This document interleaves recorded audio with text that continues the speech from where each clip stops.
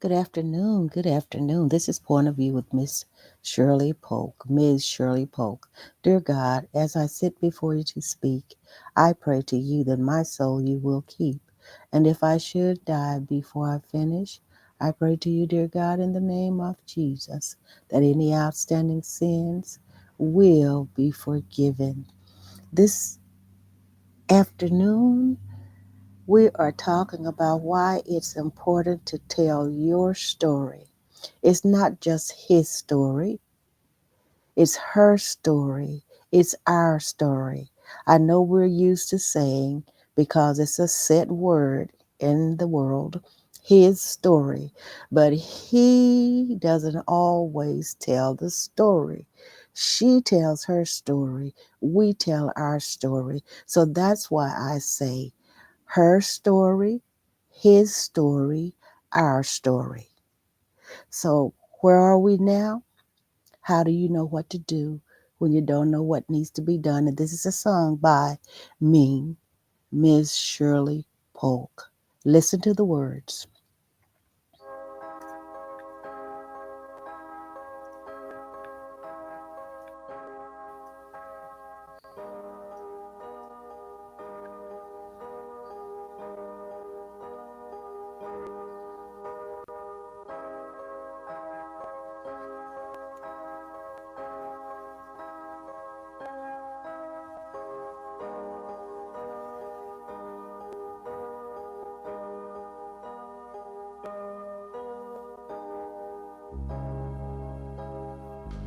How do you know what to do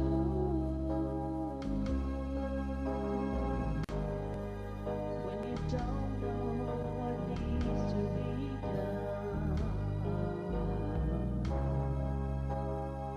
How do you know which way to go when you don't know where you're coming from? How do you know what to say when you don't know what's been said before? They say we've got a long way to go, but can you tell me? Can you tell me? Can you tell me where are we now?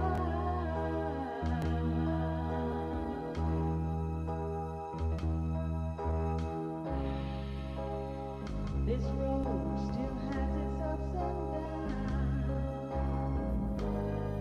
Sometimes aspire, turn into frowns. This life is such a challenging day, but in spite of it all, we still come a long way. Now can you tell me which road to take?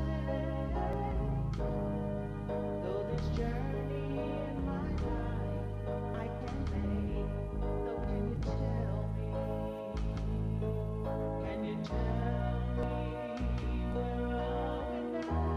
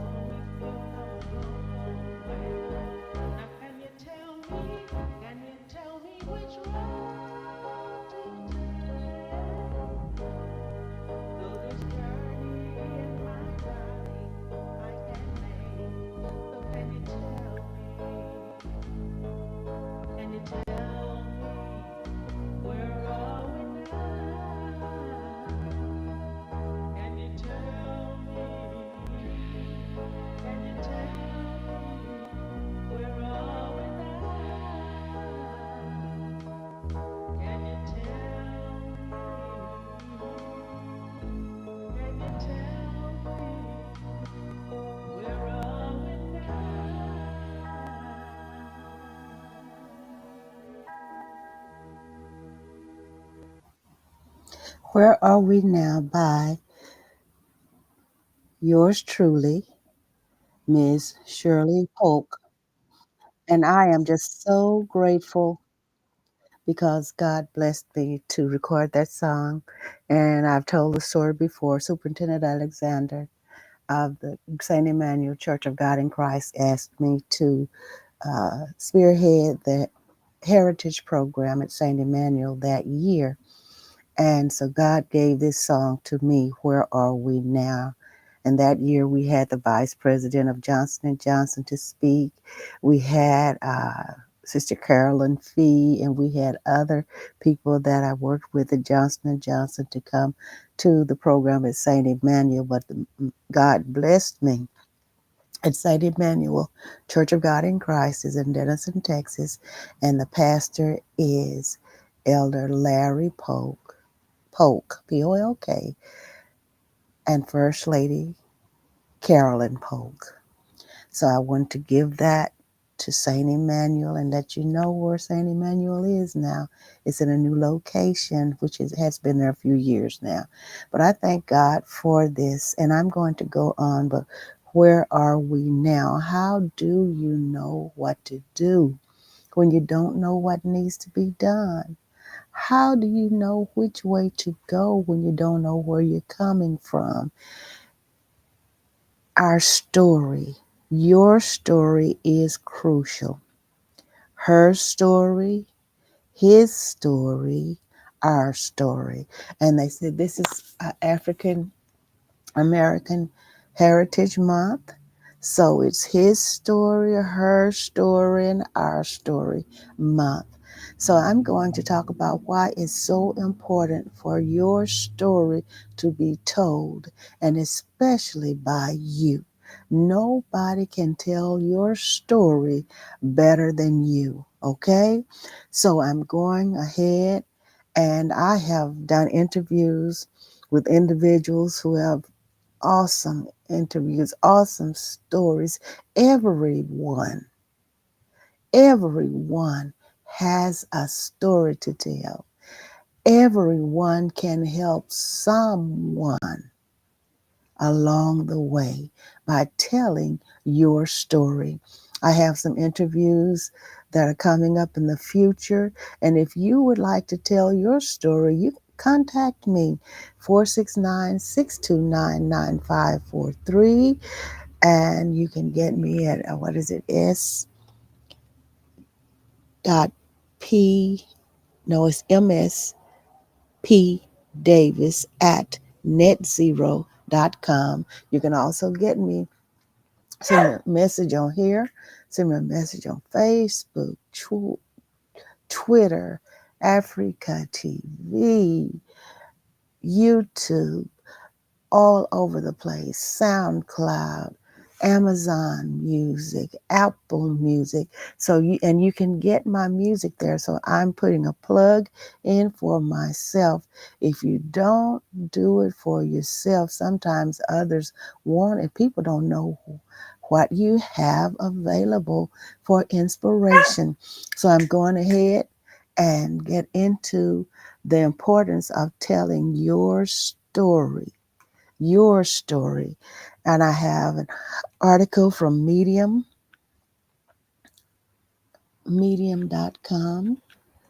and and I have one from Psychology Today. And I also have one more, and I will get to that, but I want to show you the importance of telling your story. And some people feel like if I tell it, I'm bragging on myself, but that's not true. You have a story to tell, and you have no idea of the impact that your story will have on someone. So I really stress this. It's not just his story, it's her story. It's your story. It's our story. OUR. Okay? So from now on, his story is not accurate because he didn't write everything. There's some she's and some Us that got together, we got together, and we have formed a story, and we can tell our stories, okay, individually or together. Your roots, why it's important to know where you come from. And this is medium.com. Your roots, why it is important to know where you come from. And this is by James Harris. And this was posted July the 25th, 2023. James Harris. Why rummage in the past? And some people, we don't know their complete stories. Some people we have heard that have taken on new identities from decades ago because they were escaping something, and it doesn't have to all be bad. I want to stress that. They're escaping their past life in order to survive in the present, in the future. So many people sometimes they might not want to tell their story because they feel like maybe their past will come to haunt them. And then some people feel that if they do tell their story, that they might be bragging, but it's not like that. And then we just have to understand that it's very important. And one thing for sure is that your children know their past and where you came from, because we know now that we have run into so many medical situations where people don't know their roots. Some people say, this is my child, this is a father, this is a mother, and it's not true. So if they need a blood transfusion or some kind of serious medical treatment that blood relatives can supply to them, then sometimes it's hopeless because they don't know their story. Okay? So why rummage in the past? After all, life happens in the here and now. Scores of books, psychologists, and mental coaches confirm that mindfulness in the present is one of the greatest sources of happiness. And the writer, Mr. Harris, says, and I also agree with this opinion, but a look in the rearview mirror, especially at where your story began, is still extremely helpful. I don't know why Fresh is fussing, but he is. So please excuse him, okay? Awareness of our roots and their implications in the present can free us from recurring problems and self doubt. Studies also show that people who know and understand their origins are more self confident and happier. That is so true. That is so true. We just met our nephew, Danny's son. I did not know that he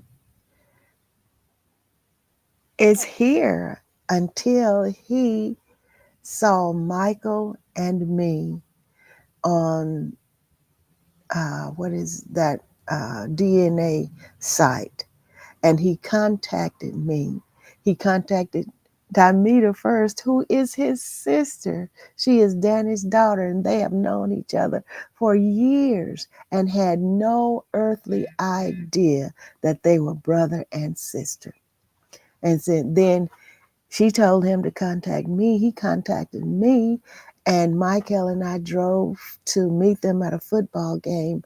I don't remember the town. I think it might have been Frisco, and we met him, my nephew, Danny's son. And this was like in 21, maybe 2021. So it's very important to know your story. So why rummage in the past? He just told us awareness of our roots and their implications in the present can free us from recurring problems and self doubt. Studies also show that people who know and understand their origins are more self confident and happier. Where do you come from? Most people answer this question by naming their place of birth. In fact, when it comes to our roots, it matters. But above all, our family of origin is essential to understanding our roots. Along with this, the social conditions in which we lived are just as relevant. So, for example, educational opportunities, financial situation, poverty, wealth, the personal environment, or the social network of the parents, beliefs and expectations of key people, parents, grandparents, teachers, learned laws such as one does not talk about feelings, money is dirty, or an Indian knows no pain. These are learned laws, that things that we hear, okay? Religion and culture, taught values, family, bonding, ambition, sense of responsibility, openness, self esteem, etc. And I am big on self esteem. I've been teaching self esteem for decades. Next, why your roots are important for a great biography. Anyone who knows their past and their roots will very quickly become aware of why they are the way they are and why they have certain idiosyncrasies, idiosyncrasies, character traits, or beliefs. And it is precisely this knowledge that is essential for our entire life path. Because if you don't know where you come from, it's difficult to see where you want to go. When we don't know our origins, life often feels like a puzzle with no solution. You feel like you're groping in the dark and you lack clarity about your goals in life. In short, one could say only those who know their past can leave it behind and tread new paths with full awareness. Yes, that is so true. It really makes a difference. A life without roots, the endless search. We recognize the importance of our origins by looking at foundlings. If a child has been put up for adoption and later learns about it, the great search for one's own roots usually begins at this point.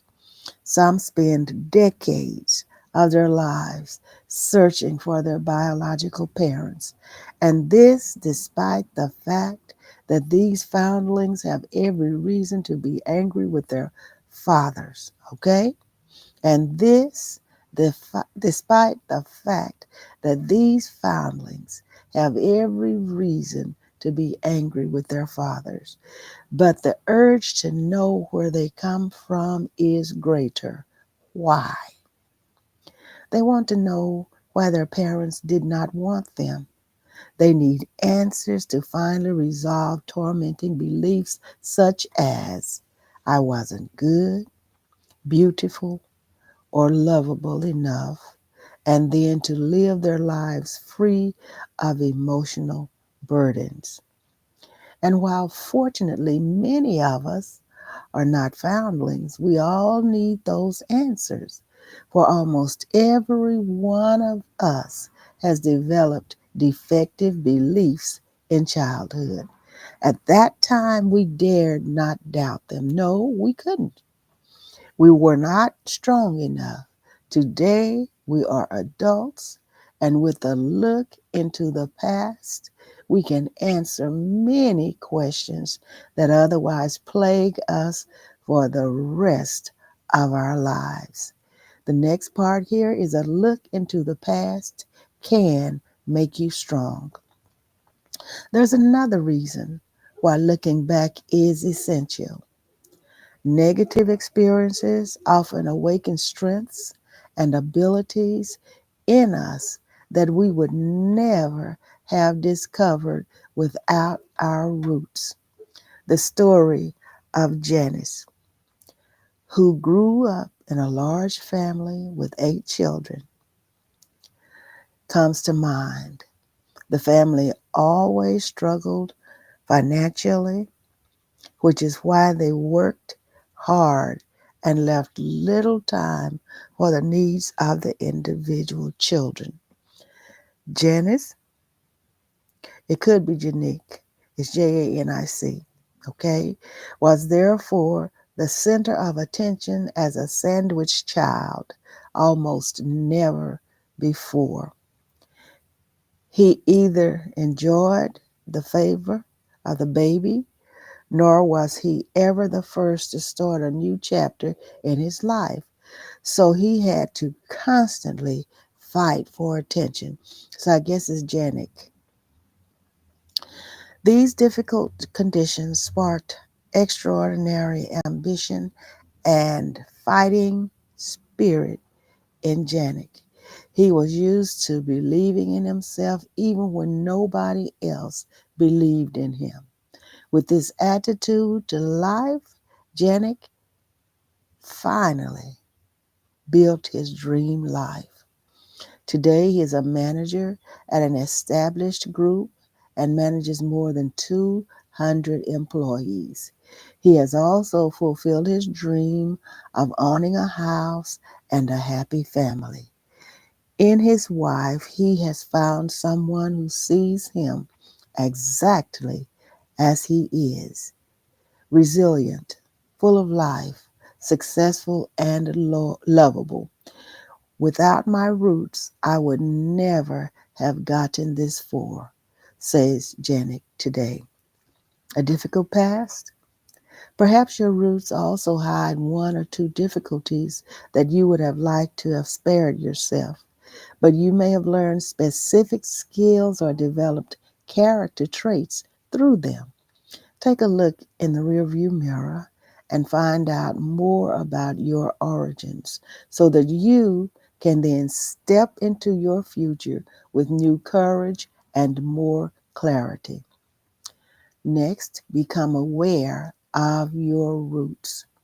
The following questions can help you identify better with your roots, understand legacy issues, finally let go and gain new insights for your future. The first point here is imagine if your parents deliberately chose you as their child. What reasons could there be for this? Next, who are your parents? What did you slash like and appreciate about them? What not? Next, how do you resemble your parents or your siblings? And is that good or not? Point here is what mistakes did your parents make that you don't want to repeat? What do you consciously want to do differently than them? Next point, what beliefs did your family of origin instill in you? Which of these are helpful and which are rather harmful? Next point, in which areas did your roots shape you the most? The next point, grateful to your roots, your background, and your family of origin. And the last point here is, what skills and qualities did your childhood or your family of origin awaken in you? And this is written by James Harris. Psychology is my job to give direction to your life. James Harris. All right. So that's great. Thank you, James. Thank you so much. I really, really enjoyed that. And it really helps me. Really helps me. Next, I'm going to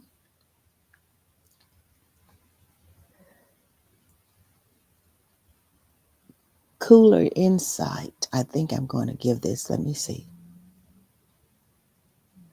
I think I might be going to do this, or I'm going to go to the next one.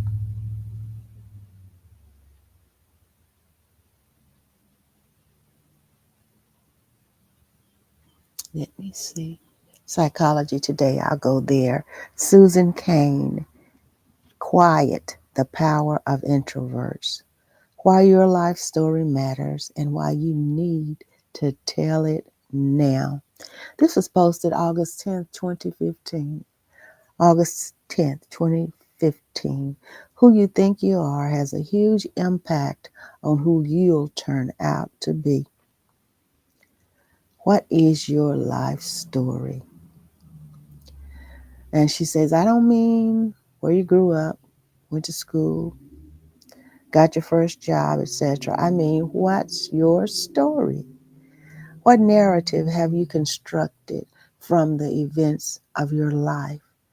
And did you know that this is the single most important question you can ask yourself? According to the fascinating field of narrative psychology, the stories we tell about ourselves are the key to our well being. If you've interpreted the events of your life to mean that you are innately unlucky or unwise, then it's hard to look optimistic. It's op, Let me do this again, okay?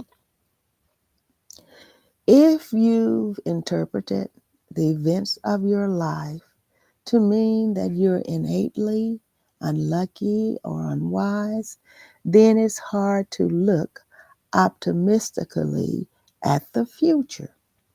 Conversely, if you acknowledge that you've made mistakes and faced difficulties but seek or have already glimpsed redemption, you'll feel a much greater sense of agency over your life and your future. This is Psychology Today, okay? That time you were laid off, for example, is it further proof that your career's destined to go nowhere? Or is it the best thing that ever happened, liberating you to find work that suits you better? What about your divorce? Is it a sign you're unlucky in love or a difficult passage to a more hopeful romance? The idea is not to delude yourself that bad things are actually good. It is instead to find meaning in the progression from one event to the next. It is to recognize that everything constantly changes. We talk about this so much, don't we? Constant changes. In your life, you will move from triumph to heartbreak to boredom and back again, sometimes in the space of a single day. What are you to make of so many emotions, so many events? And we're talking about why your story is crucial. Her story, his story, our story, your story, okay? The facts matter less than the narrative. Consider this story. Once upon a time, an 18-year-old French woman named Sophie Serrano gave birth to a baby girl who suffered from neonatal jaundice. The baby spent her first days in an incubator under a under artificial light and was returned to her mother 4 days later. But unbeknownst to Sophie, it wasn't her baby. It was a different 4-day-old with jaundice. The nurse had switched the babies by accident. Sophie named her daughter Manon. As she grew older, Manon looked nothing like her parents, and I say Manon, Manon, okay? She had darker skin and frizzy hair, and the neighbors started to gossip about her origins. But Sophie never faltered. The nurse had explained that the artificial light used to treat jaundice could affect hair color. Even more, Sophie loved Manon. She knew the story of her life, her cries, her coos, her first words. It was only when Sophie's husband accused her of giving birth to another man's baby that she went for paternity tests and discovered that her husband was right, sort of. The baby, then aged 10, wasn't his, but she wasn't Sophie's either. She belonged to another set of parents who had been raising Sophie's biological daughter in a town several miles away. It's a typically fascinating switch at birth tale, but here's where it takes an unexpected turn. A meeting was arranged for the two mothers and their daughters. Sophie saw that her biological daughter looked just like her in a way that Manon did not and never would. But she felt no connection to this other girl. It was Manon she had nursed, Manon whose nightmares she soothed, and Manon whose stones and stories she knew. It was Manon she had nursed, Manon whose nightmares she soothed, and Manon whose stories she knew. This other daughter looked just like Sophie, but what did that even mean when she did not know her stories? The other mother felt the same way. It's not the blood that makes a family, Miss Serrano told the New York Times, where I read this story. What makes a family is what we build together, what we tell each other. Oh my goodness. Our stories are everything. They are the heart of love and of meaning. So, what is your story? Are you telling the right one? And are you telling it to the right people? Here are three sets of people to tell your stories to. Number one, declare yourself to your colleagues at work. That's if you work, and depending on what your circle is, okay? Doug Conant, the much admired former CEO of Campbell's Soup and founder of Conant Leadership, and one of my favorite people, is an introvert who's not inclined to smooth and self disclose. So he scheduled Declare Yourself meetings, one at a time, with each of his direct reports.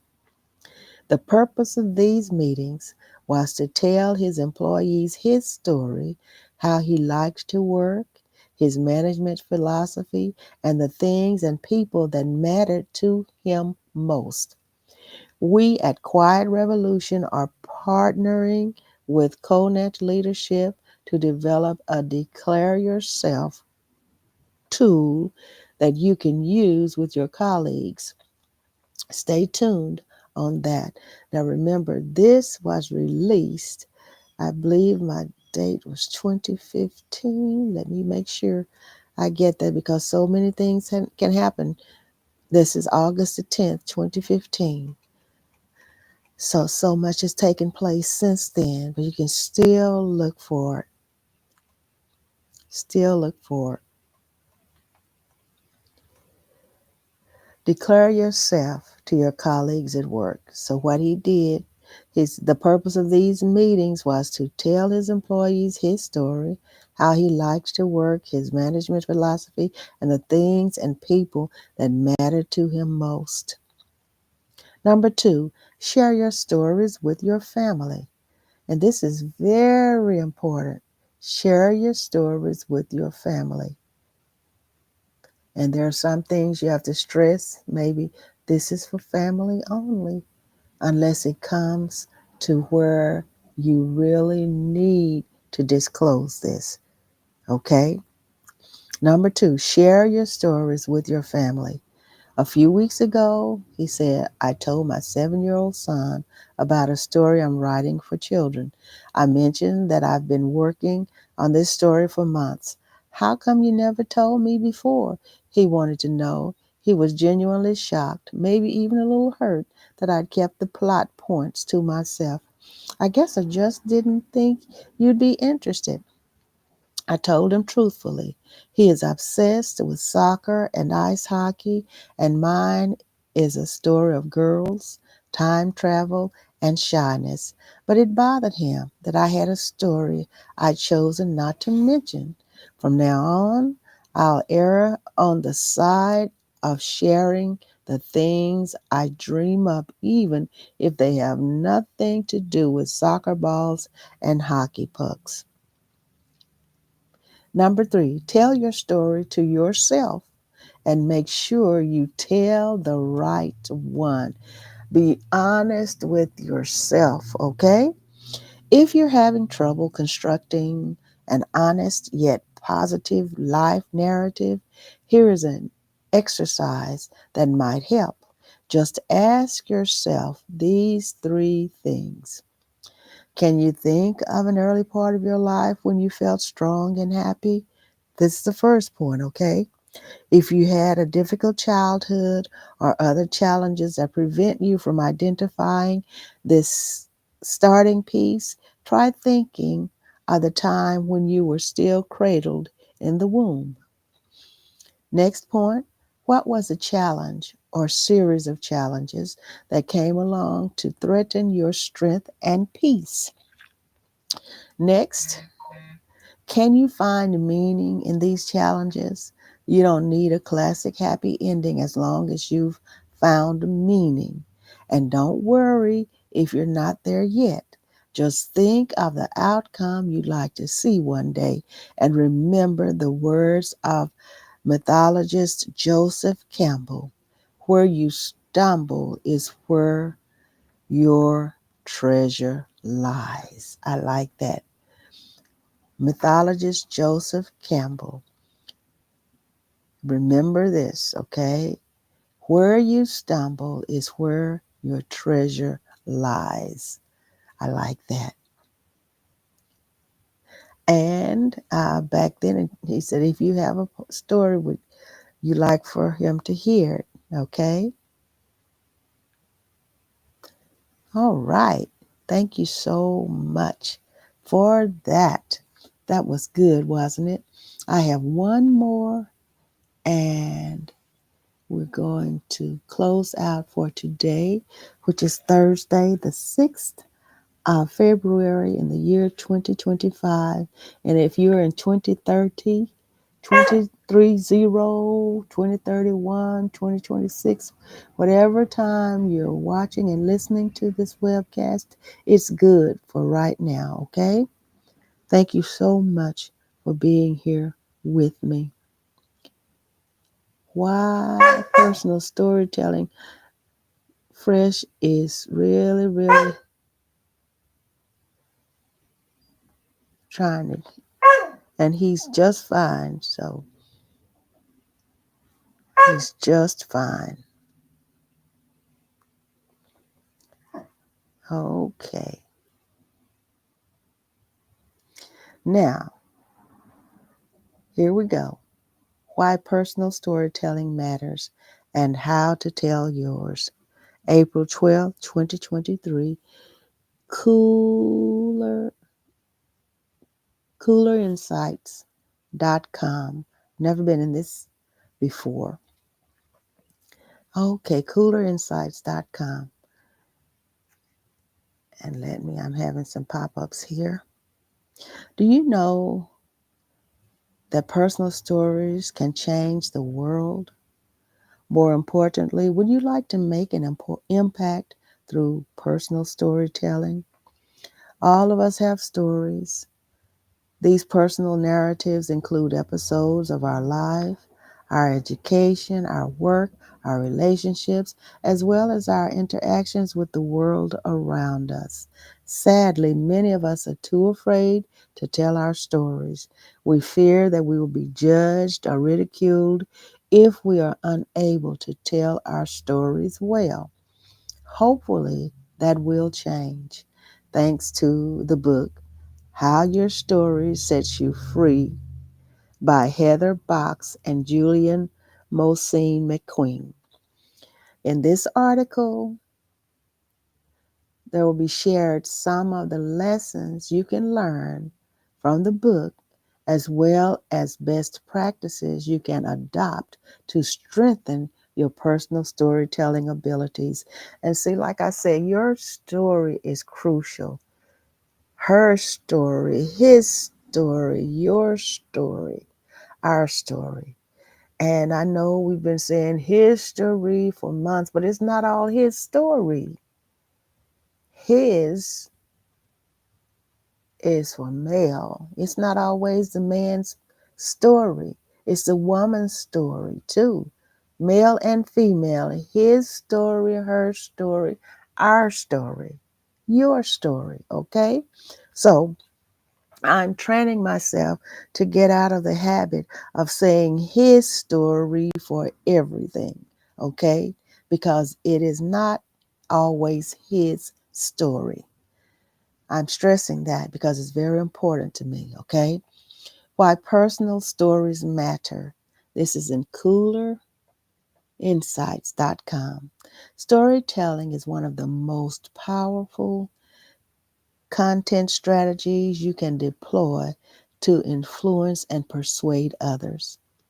As humans, we are hardwired to love stories as they help us to understand our world. Personal storytelling helps us to communicate our unique experiences, capture important lessons, and convey any wisdom gleaned. Stories also help to make information stick. Parts of our brain light up as if the events were happening in real life. This is a process called neural coupling. Neural coupling. Neural. Okay? Neural coupling. And have you watched a movie and you've been so attentive to it till it's just like you're right there? Or have you heard someone telling their story and you can see it happening while they're telling it? Have you ever read a book where you get so engulfed in the book, it's just like you're right there? This is what this is about. As humans, we're hardwired to love stories as they help us to understand our world. Personal storytelling helps us to communicate our unique experiences, capture important lessons, and convey any wisdom gleaned. Stories also help to make information stick. Parts of our brain light up as if the events were happening in real life. This is a process called neural coupling, and I know I repeated that, okay? Personal stories also stick not just for the hearer, but the storyteller. When we tell or listen to a memorable story, our retention of information may increase by as much as 7 times. And I want to interject here. I know that there are threats, and they've been taking books out of the schools and I think out of the libraries that have to do with our stories, his story, her story, our stories, because they just don't want them in there. And so people are making a fuss, and I believe they should. But the main thing about this is it our story is crucial. So we have avenues, we have our congregations, we have our functions, social functions, we have our family gatherings, we have interaction with each other where we can tell our stories and tell them accurately and keep them moving from generation to generation. Don't let somebody taking the books out of the schools, out of the libraries, let that stop us, deter us. Then that should make us more excited, more eager, more vigilant about telling our stories. We know our stories. So, you know the society, you know the majority, you know the things that are happening in the world today. It's up to us to tell our own stories, whether we are considered red, yellow, black, and white. We're all precious in God's sight. Brown, we have our own stories. Keep the stories going from generation to generation. We know how to write, we know how to record, we know how to tell the stories personally, and keep these stories going. Keep our stories going. Let's keep her story, his story, our story, their story. Let's keep it going. Just because they take the physical books out, we should still do our own books. We still have the opportunity to do what needs to be done in order to keep our stories alive and keep them accurate, because some of these things in some of those books are not accurate, because it depends on who's telling the story, whose hand the pen is in. Okay? Personal stories also stick, not just for the hearer, but the storyteller. When we tell or listen to a memorable story, our retention of information may increase by as much as 7 times. Personal storytelling can also help us to connect with, inspire, and influence others. By sharing our personal narratives with others, we help to lower their guard and reach out to them in empathy. And I want to stress this also. Everybody is not to know everything about us. There are specific people, certain people that need to know certain things about us, okay? And Marina, her name is Marion Wimberly. She's from Denison, Texas, a wise lady, very talented, gifted. She would say, don't tell all you know, but know what to tell, okay? So don't tell all you know, but know what to tell, and be specific with who you tell it to. Okay? Parts of a good personal story. Some people are more mature than others, and the things that you need to tell someone is mature, you do that. Okay? So most good stories follow a basic formula that you can apply. And it tells you how to set your setting and your context. Where does your story occur? Describe it with as much detail as possible: time, place, setting, color, sound, smell, texture, taste, etc. Then there are your characters. For personal stories, you'll naturally be a main character in your story. However, you should also include the details of other characters, how they look, their voice, their movements, etc. Action and conflict. Good stories usually have some conflict or challenge. This struggle can be in a single event or multiple events, change and turning points. Memorable stories normally have an element of transformation, a turning point where the action changes. There can be large or these can be large or small. Just some pointers here on how to tell your story, tell it effectively, okay? Vulnerability and emotional resonance. Powerful stories not only transport you to a specific time and place, they also make you feel something. Being vulnerable and honest can make a world of difference. So read Breen Brown's take take on being vulnerable here, okay? Read Breen Brown's. take on being vulnerable here. And there's a link there, okay, that you can click on. Then your message. This is the moral of this story, for example, the key takeaway for your audience. What could someone learn from your story experience? Is your message about picking yourself up after falling? Being honest even when the truth hurts? Giving yourself a break every now and then? Then there are the values. Your personal values are important as they can help your audience to understand what's important to you. They are your guiding principles. And you can learn about storytelling. Talking about your work is one thing, but telling the story of why you do the work opens up to such a deeper level of connection and understanding. And this saying is by John Kaganga. Okay. How to find your story is next. To find your stories, the author suggests you should create a life map which details the key milestones in your life. You can do this with a large piece of paper, colored pencils, markers, and crayons, or just use a blank canvas online.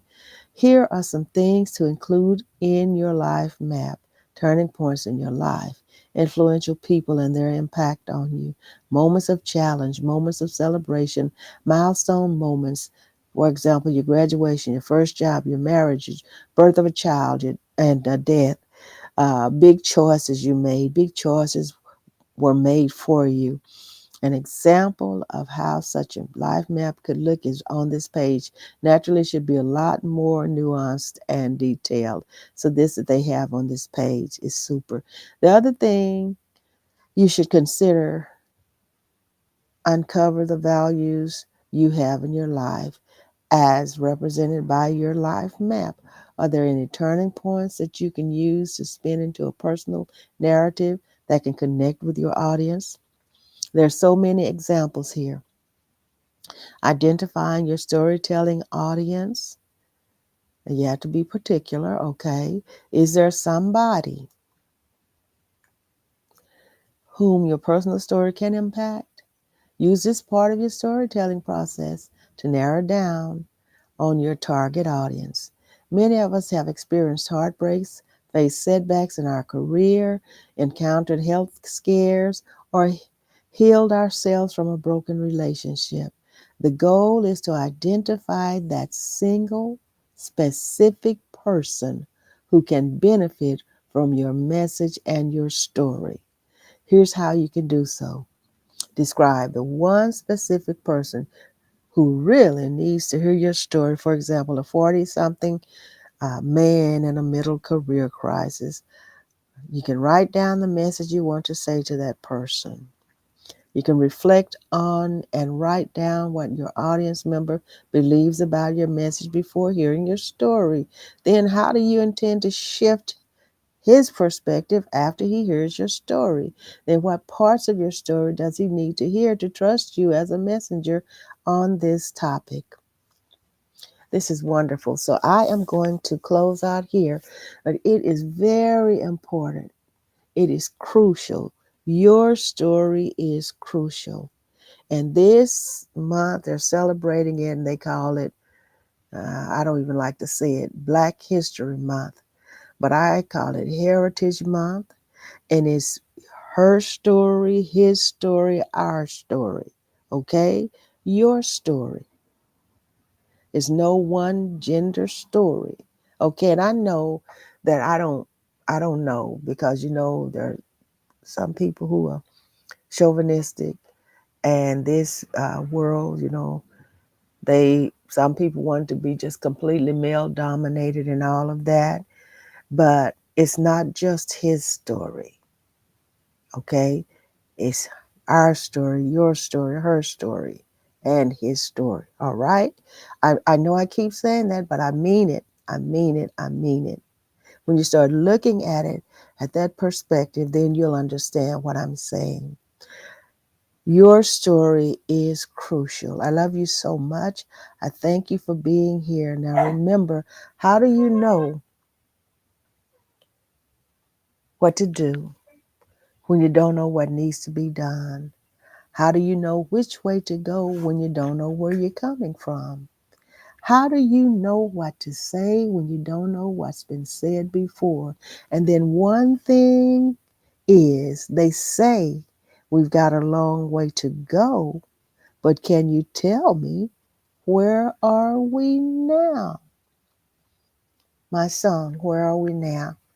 I love you so much.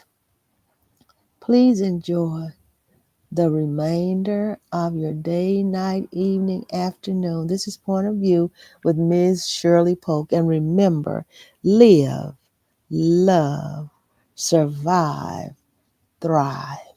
2025 and forever. That is my motto for life. Live, love, survive, thrive. 2025 and forever. Your story is crucial. Her story, his story, our story.